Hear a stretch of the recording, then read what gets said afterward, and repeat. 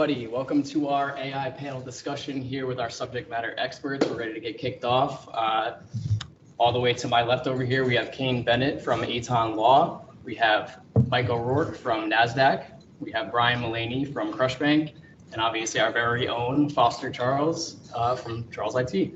So I want to give these guys a couple minutes to just introduce themselves and their roles of their company. So Kane, if you would want to start us off. Sure. Kane Bennett, managing partner of Aton Law. We have offices in Middletown and New Haven. My role as managing partner is basically, similar to CEO in a small business. We presently use AI-based applications for all our lawyers, contract review, legal research, document review, document summaries. We're also in the process of creating a virtual assistant for internal use for our employees. It's basically like a chat bot based on your own internal policies and procedures. Great. Up next, Mike. Sure, Mike O'Rourke. I work at NASDAQ. We help firms get access to capital, and we use AI in a couple of regions. One in the anti-financial crime space, looking for malicious activities within the market. We also use it to help people make better investing decisions, as well as helping people trade in a more efficacious way. Brian Mullaney from Crushbank. I'm one of the principals, and we have built an AI-based application for AI knowledge management, specifically around IT support organizations, both internally and externally, internal and external use, I should say.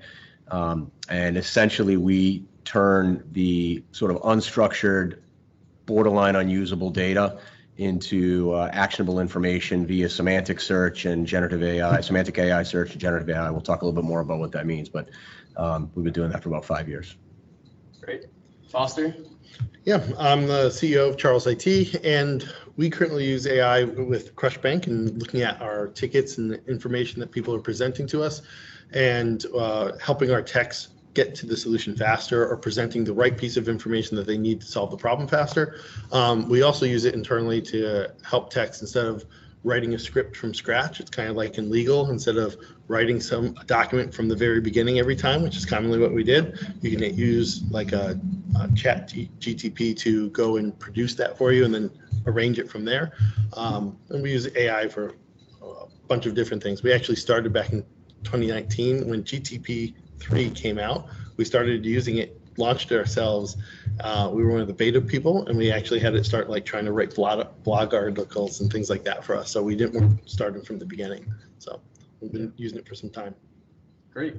So anyone can start this one. Do you guys want to just give us an overview of how AI is incorporated to your role within your company? I know we talked a little bit about that, but if anyone has anything specific they'd like to kick off, I mean, maybe Mike, as Senior VP of AI at NASDAQ, just talk to us a little bit about how AI is. Yeah. So I'm responsible for coming up with our AI strategy, working with the different business lines to figure out, okay, how do we actually use this as a differentiator within the business lines? And then, so really it's like education, making sure they understand how they could use it, and then implementation. Okay, what's the right technology, tools, assets that we should build in order to get there? Yeah, absolutely. That's great. Anyone else have anything to add there? From my side, I'm figuring out like how much can I use the AI to go and do, like especially ChatGTP. For most people, like they're really concerned about how private the information, what information we're using. Most businesses have like decided to shut it down. So for us, I'm trying to figure out where does it make the most sense without violating any laws at the same time, or privacy. Yeah, laws. So, Yeah, I mean, in legal, it's one of the industries that was identified by Goldman Sachs as likely to take a 40% hit based on AI technologies. There's a lot of consternation in the legal community about what's going to happen. You have a lot of naysayers. Mm-hmm. You have some, we're early adopters. We're not naysayers. And the way I've kind of come to conclude is that AI is not going to replace lawyers, but lawyers who use AI are likely to replace all lawyers. You ripped off my quote. Yeah, I had the same quote. Yeah, There's a Stanford professor who, like, and it's on point. I think we particularly now we're in a phase where it's just generally called narrow AI. So, like, for those who have spent a little time or interested, there's a back to Terminator. There's a 50-year run here. It's really interesting. We can talk about it a little bit, but right now it's not about job replacement. It's about automation and efficiency, or job enablement. So making people more effective, taking the parts that are rote out of a job. If you look at ChatGPT, that's exactly what it's doing at an amazing level. But back to, it's not going to replace jobs. It's truly not. It's going to allow people that are using it to replace those who are not. So how do you use it? That's a big question. How do you use it right? How do you use it securely? How do you use it efficiently and effectively? How are you trusted with your customers' data, whomever your customer is? There's a lot to talk about there. With our particular business, we've been doing this for 5 years now. I wouldn't say it was early on, but it was sort of pre-generative AI, if that distinction makes sense. It's been a wild 9 months for us. We've gone from being sort of the only people out there saying we should, not the only, but in our little neck of the woods, saying you should be a lot more efficient by leveraging machines to kind of do the dirty work and let you get into what makes you unique. I'll use a lawyer, an engineer's very similar scenario. 50% of technical time is spent looking for information. You're paying that person a technical wage, and he or she is spending 50% of their time Googling, the same way that you're paying for the legal advice, and what you really want is the legal advice, not the person to find the information. So that's where you're getting this real efficiency. And just for us, it's been wild to watch it go from, yeah, that's bleeding edge, to, oh my goodness, what are we doing? How are we going to do it? Because everyone is doing something with it right now. So I can and will go on, but it's funny that line about replacing those who are leveraging it properly are surely going to replace those that don't. I think everybody's freaking out that everybody's like jobs are going to be replaced, but my favorite way to relate it to people is it's like maps. It's like I remember my parents would buy maps for going on a big road trip. Triptych. Highlight the whole thing. The whole route, yeah. And the whole route, figure out what turn, where they're going to go, all that kind of stuff. And it was like a huge amount of planning. And then like MapQuest came out and blew people's minds because it I knew the route, what exit to take, all of that kind of stuff. And then technology just moved forward to GPS, and I just tell my phone or where I want to go, and it tells me to turn left or right, and I use it across town now. But it hasn't replaced me. It just made the crappy part of the planning for a trip disappear. And so that is the efficiency of that. Nobody thinks about maps have completely, the map companies might be a little upset. They could pivot and provide map data to. Yeah, exactly. But it's just different. It's just way more efficient use of time. And that's how largely I see most of it going. There's certain industries that will do it, but I think it's just making everybody way more efficient. Yeah, and I think for us in particular, there's been a lot of buzz within our company at Charles IT about it and what people can use it for. So I know people are testing it out with writing scripts and stuff like that. I know specifically our project team is using it to map the most efficient route to go on site, for a tech throughout the day. If the tech has multiple on sites, it'll plug it into GPT, say, what's the best way to get here, here, and here in the most efficient amount of time. So things like that, I think are what the base level of ChatGPT in itself is going to be. And I know within our company, we're seeing where else we can use it. We're using it to translate technical terms into more human terms for our clients when we're explaining what we're doing on a project kind of thing. So is there anything specific like that anybody is doing? Well, maybe just a comment that, so there are a lot of firms that are actually blocking access to any generative AI, and for good reason. There was the Samsung incident where they put data out there and someone was able to, it's not a good situation. And so you should think of it any data that I'm sending to one of these large language models is posting it on social media or something. You should think of it as almost that dangerous. But if you just now block it and you just let your competitors leapfrog you, that's not good either. So really what it's important for firms then to start setting, these are the right ways to engage with AI. So for these type of use cases, for instance, you want lots of people are using it to augment code, right? You've got AWS Code Whisperer, You've got GitHub Copilot, right? These are things that are going to make developers, between 20 and 70% more effective. If you can get that without having to hire more people and have them that much more effective, you definitely want to take advantage of it. But they shouldn't just be pasting your private code into ChatGPT. Right. Like, it works, but they shouldn't do that. They should actually use a tool where you have a private instance and your data and your code is protected. So I think getting out ahead of it, putting out some policies and saying, for these use cases, please use these tools, and this is a safe way to use it, is a good idea. It's probably similar to like HIPAA. Like, everybody knows I probably shouldn't send somebody's birthday, social security number, name, address, because it could be intercepted. I think it's going to be, people just need to be educated where it's going. Like, I like the social media thing. Like, whatever you're putting in there, you're putting it on social media. That's the distinction, yeah. I mean, it's good it distinction. probably is a lot like that 20 years or whatever it was, 15 years ago, where people didn't really understand the potential repercussions years later of what they put out online. And I think that as people jumped into OpenAI and ChatGPT, you had the same lack of understanding as to what's happening. Couldn't agree more with Mike's point. Like, there are excellent use cases. I think one of the takeaways, you should be analyzing what all the use cases are as an organization and determining what's a go and what's a no-go. Augmenting personal assistance, like anything we're trying, like, hey, help me do this. Here's a different way that we put it. Like, we essentially say, if you're not chaperoning, that's the term we use. If you're not chaperoning ChatGPT or an AI model, that's malpractice, or that's negligent management.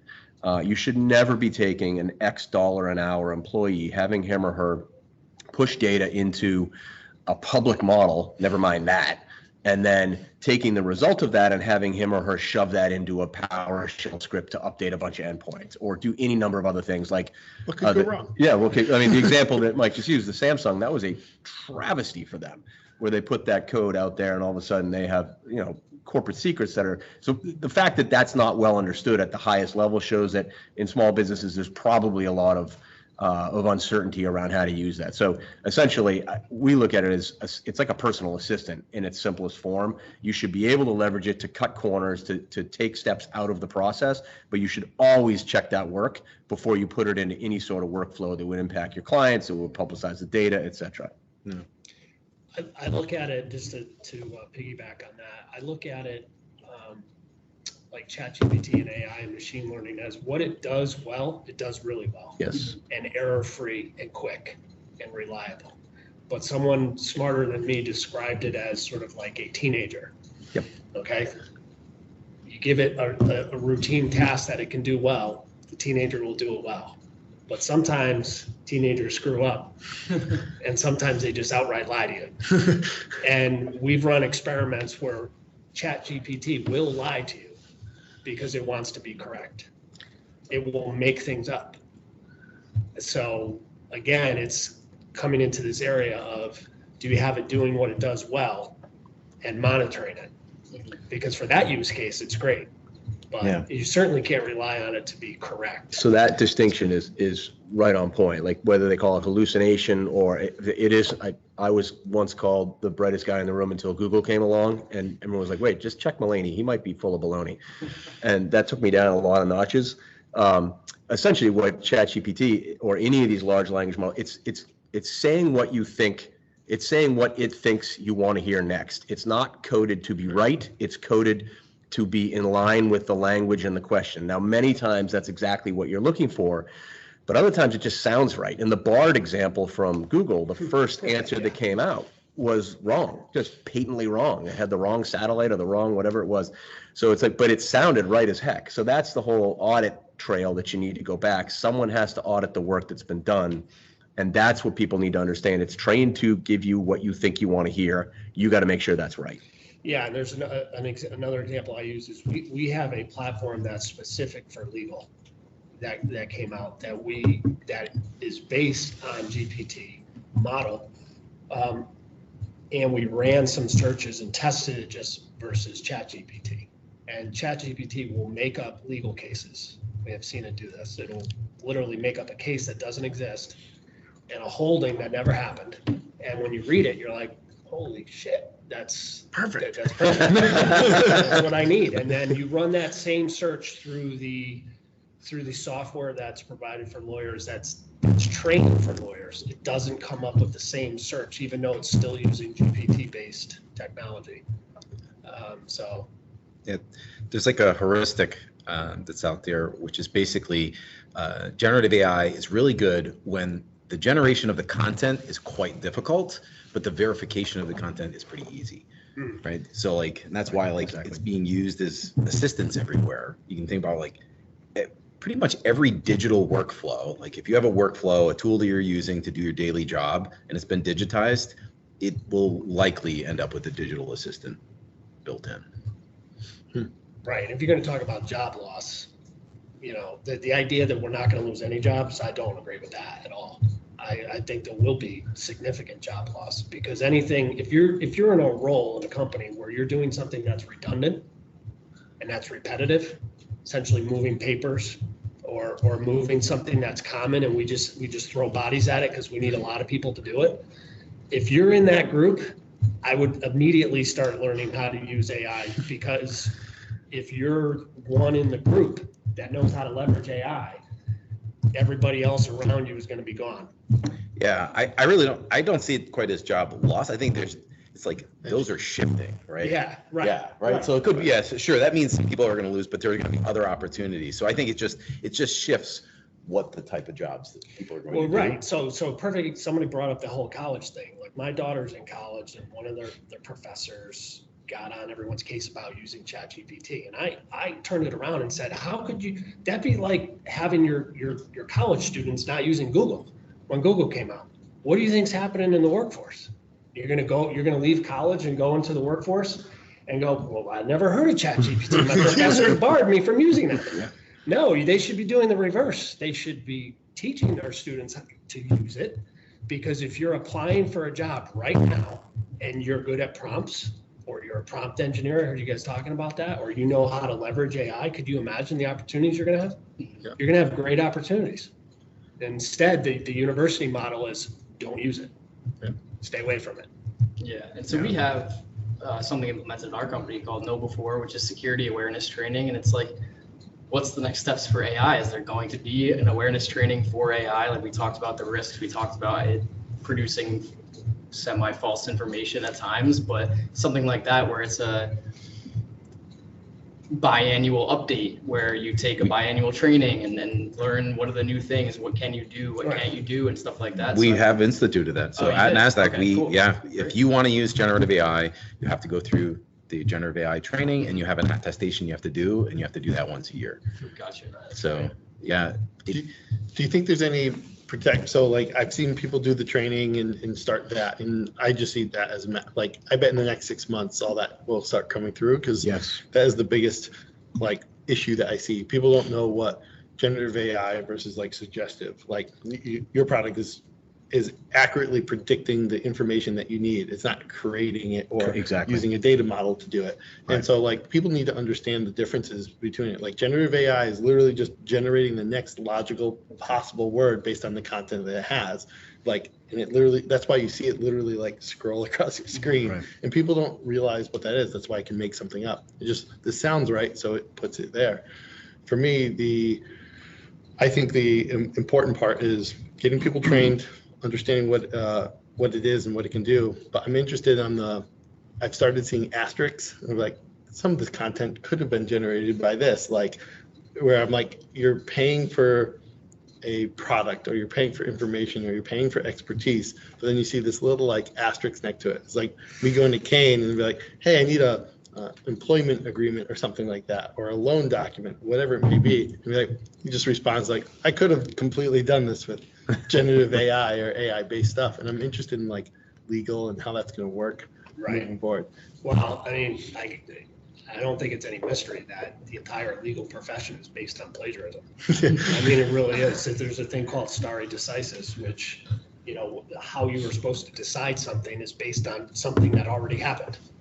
Yep. And that's like a perfect recipe for GPT type of model.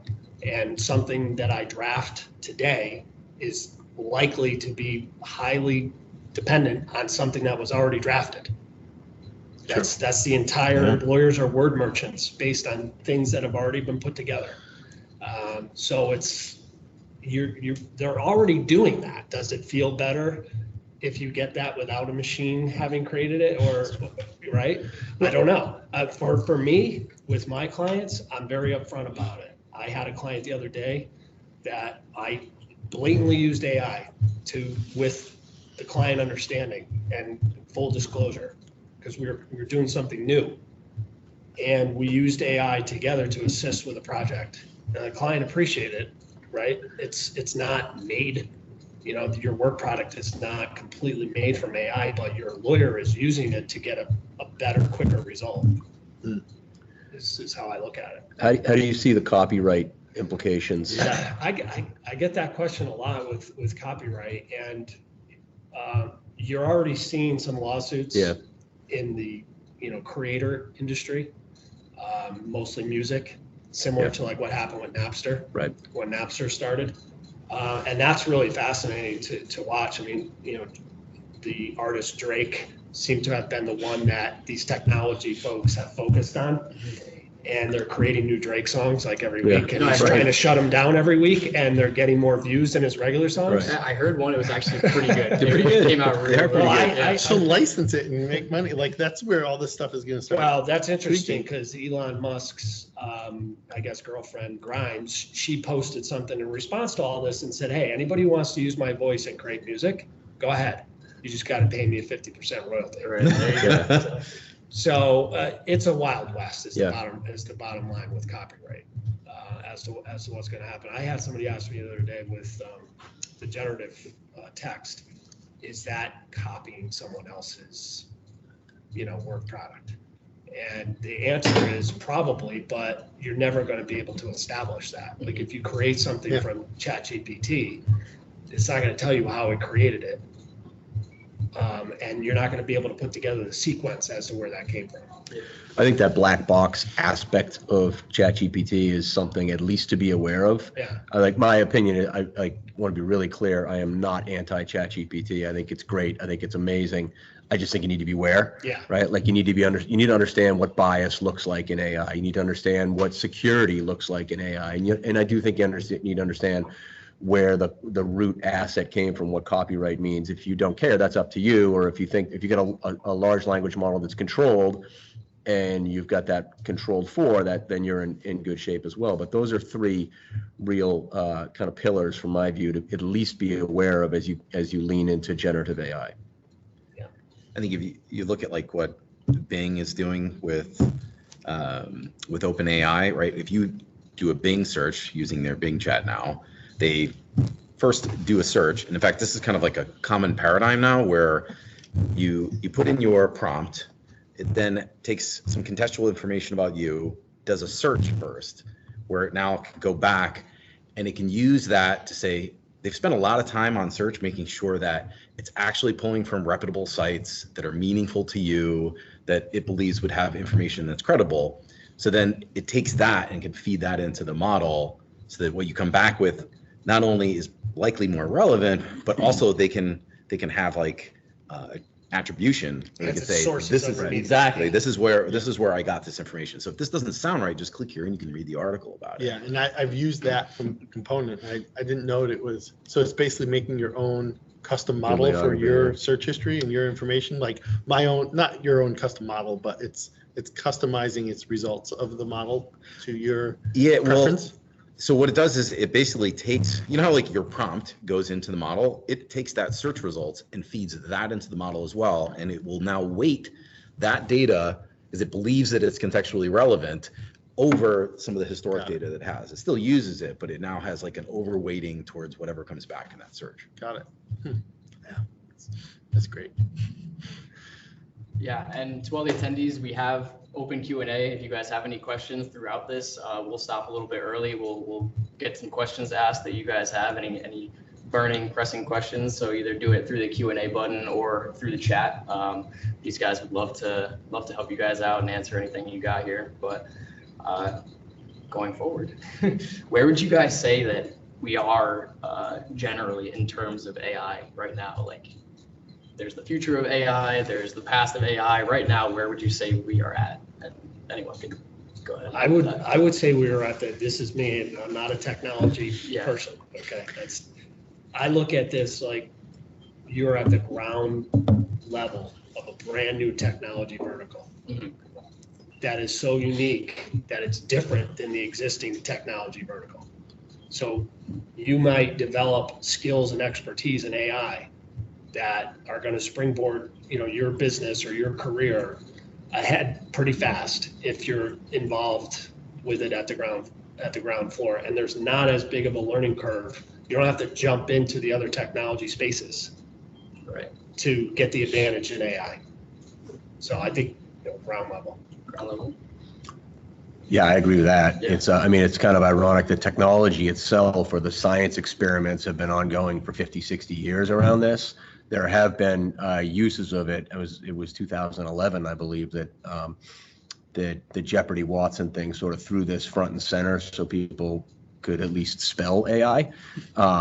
But if you look at where we are now versus where we're going to be in 10 years versus where we're going to be in 20, 25 years, there will be creative destruction or just destruction at some point in time, not like globally, but there's risk, right? Like you've listened to the founder of the Google AI group stepped aside. He's got some really interesting stuff about where's the moat for OpenAI and for Google, and his opinion is essentially there isn't one.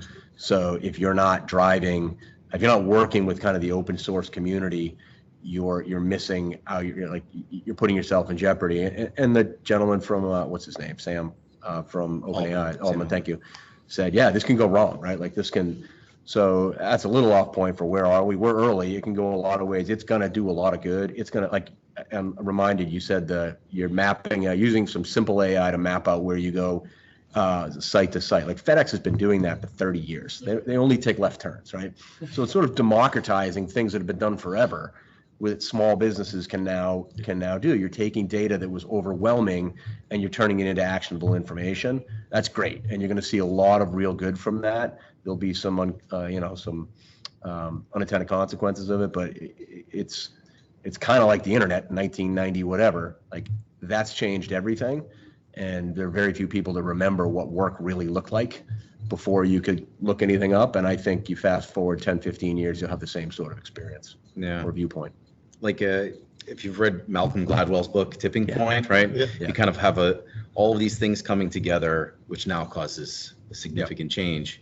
And I think what we see here is like the efficacy of these models, and both with generation and understanding of text as well as images all coming together at the same point in time is now causing like exponential growth.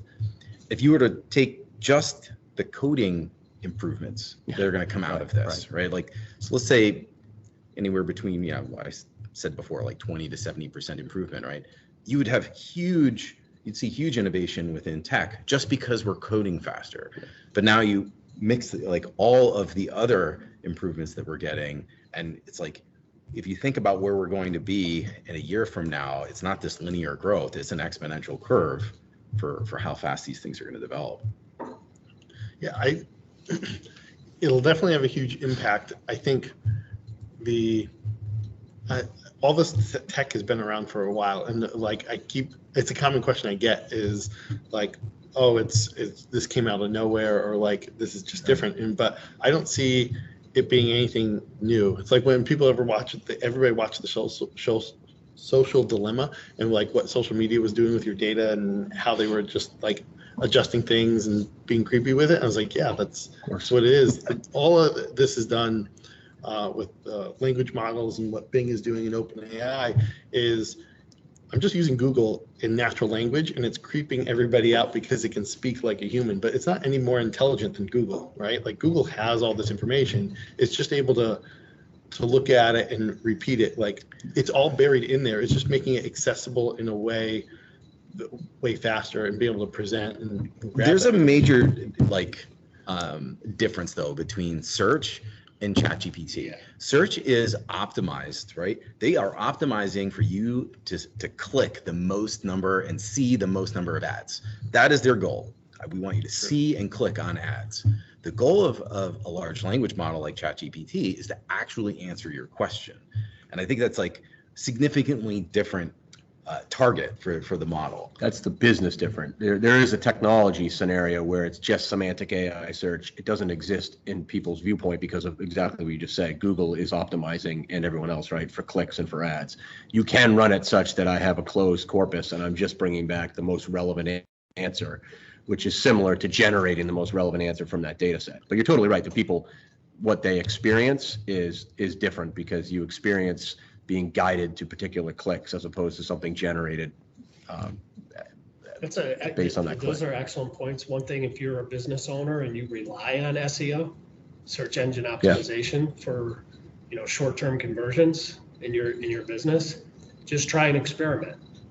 Use the searches that you're reliably great getting point. customers with in Google, and try that same search in ChatGPT without weighted enabling ads, internet and GPT plus, and you probably won't show up at all. So, an example, like, give me the best managed IT company in Connecticut. You might show up on page one. If you run that search in ChatGPT, you may not show up at all.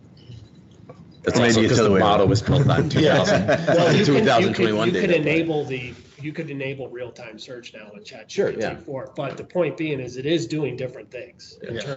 terms of searching for ads and things like that versus actually trying to answer the question. So one of the things that a lot of law firms are looking at is how do we show up in these lists when people are looking for the 5 best law firms in Connecticut? It's going to be a different search Totally result. different game. It'd be interesting if they financially change the model for a business case. Like, how do they monetize it, and what can people affect the model? And I'm really interested in the security and business side of it. Like, how are they going to return the investment into it? And because eventually it will just become common. It's kind of like maps. Again, I can get a map from 5 different data sources, and there's a couple big players, but it'll be there. I think in 10 years, you're going to have same thing, like it'll be common, but people are going to have to monetize it eventually. And then I'm really creeped out by the security aspect. Like, if I really want to go and tweak a language model, I generate enough content with enough wrong information, like, it'll just be accepted, and it'll be really hard for. Yeah. That would Well, be when I met with Google like last week, and they were talking about their large language models, and they're like, these models could be manipulated, right? It's very easy for you to sit out there and put a whole bunch of data out there and now skew the large language model. And they're like, that's why, they wanted to bring it back around to, it's really about search, since that's where most of it. What do you know? They're like, because they're like, search, we will filter out all of this malicious stuff. We've already had to deal with the fact that, for years, people have been trying to this is the number for the U.S. consulate. This is they're like, we've had to deal with all this malicious activity, and we've largely solved that with search. And so we'll first search, then put it into the large language model. So I do think you're actually going to see a lot of the same advertisement and everything else. Well, if you pay for it in search, that's what will get fed into the large language model, and that's what you'll end up getting back. And you'll pay for it consumption based, right? Like some of the stuff we're doing right now, like you're paying for tokens and you're building things, and you are literally paying for the generation of that, generative AI generation of that content. So there is a monetization framework that's already in place. Like anything else, if it's free, then you're paying for it a different way, to your point. But it's that all still does come back to what does the copyright look like? Where are you putting it? What's what just happened to that document that you shared with that large language model? There is a trusted AI or a trustworthy AI sort of concept that a couple of the manufacturers are leaning into hard. I think that's where you're seeing some of the, it's not explicitly, but some of the closed models versus just the pure open, it's open AI, right? But the pure open model. It'll just be interesting to see how that all plays out. You got to put a lot of data into a large language model to manipulate it, but you can do a lot of brute force things. When you have your own closed data, that takes that out. That takes the security thing out, takes a lot of the variability out. It also takes a lot of the upside out because you just have a closed data set. Great. Let me jump back in here. Great conversation, guys. I have more of a fun question. It's fun, but it's also like, where is this going? And one of the things that Foster keeps telling me is one of the main questions he's asked is, is AI going to take over the world? And so like, I don't know, Terminator style. like, I don't know if you guys are Avengers fans, you watch the Avengers movies. I'm sure someone on here is an Avengers fan, but there was a movie that they came out with, I think it was 2015. It was The Age of Ultron was the movie title. And it was the entire basis of the movie was they had this artificial intelligence software that took over and built itself and like started destroying the world. And it's like, obviously that's probably way out of reach for right now at least, or maybe even in the future, but like where do you guys see that going, like in terms of it starting to generate stuff on its own? Well, there's I don't know if you guys have heard of Auto GPT, but it's like the fastest growing GitHub repository right now. Yeah. And it basically does much what you're saying. You You give it a task, they said, there was one task they said, I want to create a flower shop. And this is, okay, so it does a search, or rather a query for, okay, what should I do in order to start a flower shop? And it's like, oh, I need a website, I need to create an entity. And so then it creates these other subtasks all on its own and just starts creating all of those. And there's kind of like the famous example now where, it tried to start to register something on a site and had a CAPTCHA that came back, right? And so it gets the CAPTCHA and it sends it over to TaskRabbit for it to give it the answer to the CAPTCHA. And so the operator over at TaskRabbit is like, hey, I want to make sure that this is not a bot. And it actually knew, okay, well, I can't tell them I'm a bot. And it responded, no, actually, I have a vision impairment, and that's why I need to request the service. And they gave them the CAPTCHA for it to use.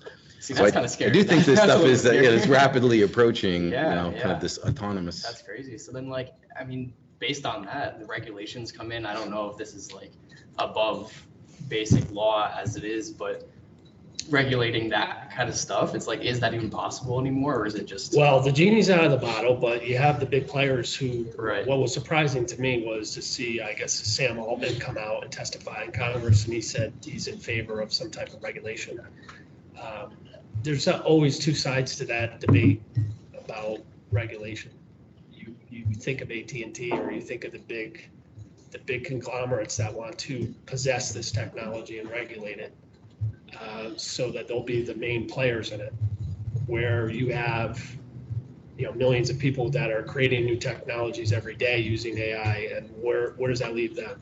So there's people who are in favor of regulation, people who are not. Either way, right now it's kind of like the Wild West. It really is. There's no regulation. It's clear there will be some. I just haven't. And how would they even implement? The problem with the regulation is like, great, the US might regulate it, but the rest of the world might not, or the different regulations change for it. And so somebody will be innovating it and somebody won't, or be held back. And like, Well, you're seeing that already. Yeah. Italy shut it down, right? Yeah. Like the EU has gotten pretty aggressive with it. The US has done nothing. There were a couple statements from the White House and a framework in the last 72 hours, but that is the challenge. Like, how do you, in a global economy, what are you going to do with the APAC versus here? It'll come, but I don't know what it'll look like. And I think it's also worth noting right now that it doesn't have agency, right? Like it's amazing how well it can hallucinate right? The models. You saw that whole thing that started early with ChatGPT when it told the guy from the New York Times to leave his wife, and it freaks people out. But it does, like, it's watched too many movies, like, and it thinks that's what you want to hear next. It couldn't be further from the truth in that particular case, but it doesn't really want to be with the dude. And so we're not there yet, right? To your point, Jack, like, what does it look like? Again, in 10 years, when you're not narrow AI and it's general AI, then it's a different scenario. So how do you control before we get there? but it can already, like, I've seen it, was it past the bar? I thought it did, or got the 90th NBA. percentile Yeah. on the bar. Yeah, and so it's already doing those things, and the fact that it's able to get past the CAPTCHA, I think is, Yeah, That's I think that was the impressive. craziest thing I heard Yeah. all day today. was But- the Disturbing. thing. but like that is where I think it will just start moving things forward. Like that's where people start getting creeped out. Like it will open up entities, but eventually, like for it to make a cognitive jump of like, I have to destroy humanity. Yeah. Like, It will clearly do things that are ethically wrong yeah. if it believes that's what the model should do. Yep, But exactly. then again, it's all about the prompting as. Like, You don't think one person's going to write that in there? No. They only asked to Yeah. create a flower shop, you know, Yeah. so it was innocent. They didn't want to destroy the world. That's the next prompt. But the problem, I mean, when it comes to that kind of stuff and letting it run on its own, like if you're asking it to do something, is there gonna have to be something in the prompt where you say, okay, stop here, and then it stops, or is it just gonna roll on if you don't tell it this is the cutoff right here, this is where I want you to stop, It's going to keep going. it's just gonna keep going. Right now, what happens is it gets to a point where it just errors out. Yeah. Like, Right. it's like Yeah. at some point, it can't finish the task. But as the models improve, like we've already seen massive improvements, I think it'll max out probably in the next few years. But like it will get through. I mean, it's already More and getting more. through very complicated tasks already, right? So, and that's where I get that question all the time. Yeah, And I know, you keep telling me about it. Well, especially, right, it's like recently now, most of these are multimodal, and now all of the large, tech companies are looking to incorporate now video. So it's like the number of mediums, the amount of things that it's going to be able to do is really going to change. Well, in we've the next already 6 seen that months. too, like even in the platforms we use for our marketing team, we use Canva, and it now has its own little AI platform where you can say, make me a presentation with this kind of design and with this type of content, and it'll put the whole thing together. It's a little choppy as of now. I think it's still a beta, but still, it's like that's where it's going with everything. Even our on our WordPress site, we use a platform called Elementor to actually edit our website, and that in itself, Elementor has now this AI generative stuff where you can just say, we want to write a page about this, and plug it right in and it'll go. Yeah.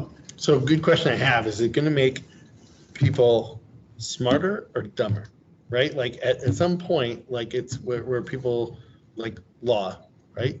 It takes a certain type of lawyer to understand what all the content is and how it will integrate, and you have to actually be good at law to be able to use it in an effective way. So I relate this to IT people that come on board with us all the time. I say the difference between, there's a lot of corporate IT and people that grew up in one organization, they learn the 10 tools that are in there and they can become experts at those tools and they're good at that component to it. But when they come into our environment, like you're looking at a new application or a new client or something potentially every day or every week or every hour. And so you can't use the previous content like generative AI to like, I've seen this movie before, I know how it goes, I know what the most logical paths are. You're like, I'm trying to bridge this random application this customer just bought and their database together. Like you actually have to be good at IT. And that is way harder for us to find. And there's far less of them. Right. But there's tons of people that we have to weed through to get to that. And so like, I knew Jack wasn't creating all those presentations. I think it depends though, Someone has to right? edit them still. I know, but like the creative, the true skill to be able to do that, like just take the creative industry, the whole industry. I can literally type, I want my core values in a movie poster format, digitally, in a digital style, and look up the core values here. And it gives me like 15 different examples that it would have taken me weeks to be able to go and do. And it's just able to produce a lot of that content. You're looking at like some of the training organizations, big ones in our industry that are now, we're doing some collaboration with, like the ability to like memorize certain answers doesn't create a functional tech. Yeah. Right. And now what you'll see over the next 6 months to 2 years is a lot more real world scenarios based on like fix this, right? So the training is all based on understanding it. And now AI is kicking out these real world scenarios. So you're going, it's going to allow people to show up at your door who might not be as proficient, but it's also going to bring people to your door that are a lot more proficient because the testing, the training, the skills are way more real world because you're able to create those in sort of an anonymized scenario. So it's a double-edged sword, Think people which is will not be a dumber surprise. or I said yes. I mean, we talked about it earlier. Generative AI is good when it's hard to create the content, but easy to verify. I think those people that have a good foundation that will be able to verify. Like they understand how the technology works, or they understand their job function. Like if you're a marketing person and you're like, I understand what good marketing is, what good marketing looks like and why, and then I can have this assist me, you're gonna be way better. And I think you can get smarter faster because you can get ideas faster, you can just move. But if you don't have that foundation, it's like, well, it'll let me do a lot of stuff, but it's gonna be really clunky, and I don't have the skills to verify what it's giving back. So I'm just gonna put out whatever it gives. Well, that goes back to Kane's point about the college scenario, right? If you're leveraging it, the world is about leveraging what's at your fingertips and then having the intelligence, the wherewithal, and the agency to make heads or tails of it, right? So it's kind of like a calculator at one level. You're like, why would you manually brute force through that? But you have to have the ability to make that distinction as to, verify. Like if I can't verify, I'm not useful. Right. If I can, then I can take all this data in a much more efficient manner and have a result as a basis of that. And I think it's important. Like that's where AI is. Like this, it's not in the threat scenario right now. Is it going to get there? Open discussion, right? But the threats are self-induced right now. There are people not understanding what they're doing, where they're putting their data. Yeah. Like that's the problem right now. If you sort of take a step back and analyze it from your perspective, it's a huge opportunity. So you think it'll make people smarter? Or? I think it'll make smart people smarter. There you go. And dumb people look smarter. It'll make dumb people more efficient.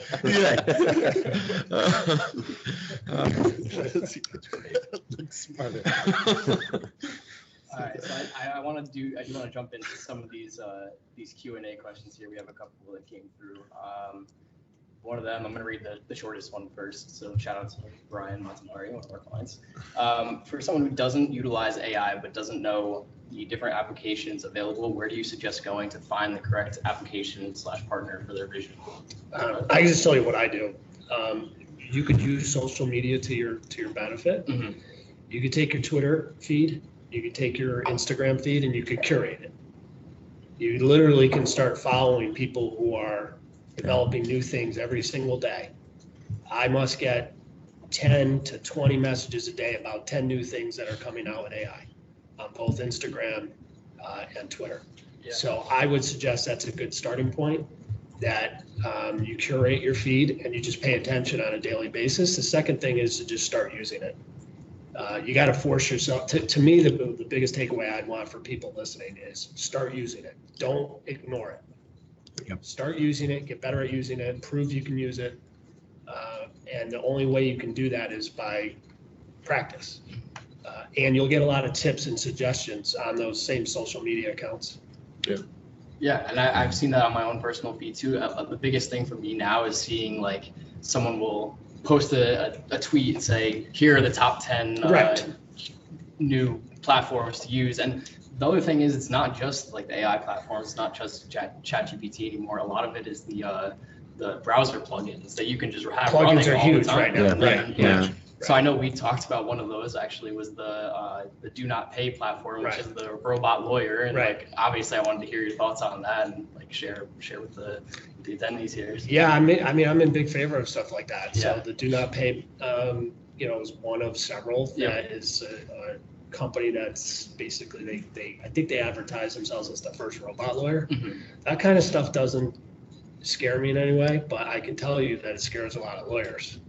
Evidenced by the fact that there was a lawsuit to try to stop somebody from coming into court using VR goggles to feed the robot lawyer Oh wow. for answers and things to say in court. People are trying to shut that down. So I want to be the guy who's in court. Right. The AR, maybe not VR. I look at it like an access to justice issue. Right. If more people could access basic justice, basic legal protections, what's wrong with that? And advice too. Right. Yeah, Does that mean you should rely on it completely if you have a complex dispute? No, but a lot of people can't get the legal services, right? That would be the best in class legal services. Right. And they get nothing. Yep. So, people get evicted from their apartments or they get foreclosed in their house. How? So easily? A lot of times just by default, because there's no basic access to simple things that you can do to protect yourself on a day-to-day basis. So why not have these platforms? There's a lot of restrictions in the legal industry that stop those things from really developing. It's a misdemeanor to practice law without a license, for example, in many states. So there's a lot of resistance to allowing these things to go forward, and mostly from the legal community. But to your point, it's like obviously all of the law and all of the cases has to be part of public record. Therefore, Right. trainable with these large Right, language exactly. models. Yep. Like you made that kind of point earlier. It's like all this is rooted in history, and all that history must be public. Yeah. Right. Yeah. Right. My to answer the question, I think because people were like, how do I get started? Is generally the question. Oh, yeah. I think it is, but absolutely right. Just start using like OpenAI. Go sign up for an account, start playing with prompts, and try to get it to solve common things. So the most common thing is like, hey, I want a diet plan or a workout plan. I want to gain 10 pounds of muscle. I want to do that. Like a lot of that kind of stuff, or like, give me a cool recipe using these 9 things. Like all this random stuff. Like just learning how to prompt appropriately to get the result that you want is a skill. It's like people who are like brand new to Google and type the entire question into Google versus like learning how to properly do that. The other one is that, so there's learning to prompt, and the other one is like literally just searching for like AI in your specific industry, because most people want their industry or a plugin for a specific task or prompt, and that's where these models are really best right now. Like to just throw random things at it, not so good. But like if you wanted to affect your business or to do something, like the plugin is specifically for law or for IT or for like a specific task, and finding those that they're exploding right now. There's one every day, I'm guaranteeing something out. Yeah, For sure. So in your probably industry, and just searching and looking up those things but try to stay in your industry. If you're looking for this big, broad platform, you're just going to get frustrated. So noisy. Not be Yeah. able What's to- the outcome, right? Like focus on an outcome and try to back into that. But I would totally agree with you. Like if you did nothing else, right, create an account, and I would create that Plus account because it does have access to the plugins, and then you can scroll through and find your plugin for your particular industry. One of the reasons, I don't know if everybody knows this, but why there's like, it almost looks like overnight there's like hundreds of plugins. And it's because in the past, if you were making plugins for like a browser or for something else, you'd have to like have this coded specifically for the application that you're plugging into. And the way it works with OpenAI's ChatGPT is that you just fill out this like JSON file, and the model figures out based on your question what it should send to the API automatically. So there's no coding. So now new plugins can come out, and they don't even have to communicate with each other. The models figure out how to use that plugin based on your questions. Yeah. So it's like almost every industry now is figuring out like, we have to figure out how we can get in there. Awesome. Let's move on to the next question here. We got Chris, one of the attendees, said, I like the quote about the entire legal profession is based on plagiarism. That doesn't sound like a question, Chris. He says, generative AIs that produce art, like images, songs, have been under fire recently because the source material they have been trained on must have been someone's painting or one of Drake's songs, etc. What's your stance on that? Do you think generative art is plagiarism, or is AI just doing what aspiring artists or lawyers do, taking pre-existing precedents, songs, art, and coming up with something new based on that influence? Right. Well, I'll just say this. Right now, it's the Wild West. We don't know how these. A recent Supreme Court case just came out about an actual photograph based on, I think, a painting based on a photograph, where there's somewhat of a split decision in the Supreme Court. And I think the law is going to be created as we go. This is going to be a brand new area that we have only seen so far from music, I think, where we've seen these lawsuits. There's been class action lawsuits already filed over music, saying that if you're taking somebody's voice, for example, they've created a new Nirvana song based on. Yeah, that's amazing. And it's a pretty good song. Yeah. And it's Kurt Cobain. It's actually Brooke Yeah. who's doing it. You know? Right, yeah. And so the question there is, who's getting paid for that? And is that, think it's a personal preference standpoint in terms of like your own personal opinion versus where the law is going to go. In my own opinion, I look at it like somebody's going to come out like a Spotify and they're going to offer all these labels and all these, same thing with Napster. Like they're going to come out and they're going to say, originally the creators are going to win, and then somebody's going to come in and find a way to monetize all that. Right? Like I said, like imagine if Spotify said to every single artist over the last 50 years that's ever created music and said, would you license your voice or would you license your song if you got paid? So I think that's probably where it's gonna end up being like a Napster model, where the creators will be able to enforce their rights in the beginning, and you'll have people, the big players will enforce those rights, you know, the management companies. But it's just so widespread already that it's very difficult to police what's happening. I mean, if like, Other people are coming up with ways to, you know, you talk about blockchain technology. If you're a creator and you don't want somebody stealing what you did, how are you going to stop it? Right. So that's another area that's going to develop for the same thing. it does feel, it's like if all creativity is rooted in analogy, right? Then it's like almost anything that we do that's creative is based off of that. And as fast as you can come up with lawsuits to say, shut down that Drake song, shut down that song, 5 more. you can create a million more in the time that it takes you to file that. So I do feel like the genie's out of the bottle. It's going to be really tough. It is. The only time you're going to see it enforced is if somebody's making a serious amount of money and that artist wants a piece of it. And then eventually, after enough of those things happen, like somebody will monetize it and be like, great, license your voice, you get penny play. Yeah, some Make it giant easy. player that comes out that can enforce those rights. Yeah. You know, it almost doesn't matter if they're right under the law. Right. You know, they have an expression in the law, you know, he who has the gold makes the rules. Well, a lot of times that's what happens. When the big players come out with the deep pockets, they create the law by just pouncing on people and continuing to litigate it. And all these people that are creating these, they can't withstand that. It's weird. I just mentally, I could manipulate the law by just creating a bunch of case law and trying to.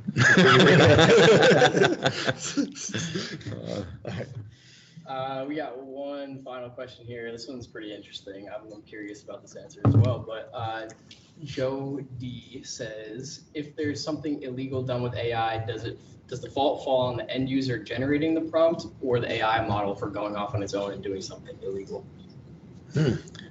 This is a legal question. So this is a perfect. I relate this to like Tesla and the autopilot and driving. You're like, great, it gets in an accident. Is it Tesla's fault or is it the driver's fault? Yeah, I think it's going to be highly fact specific. I would need to know the context in which this problem came about. But just general question. You can be sure that if there's money involved, both are getting right. But I maybe one thing.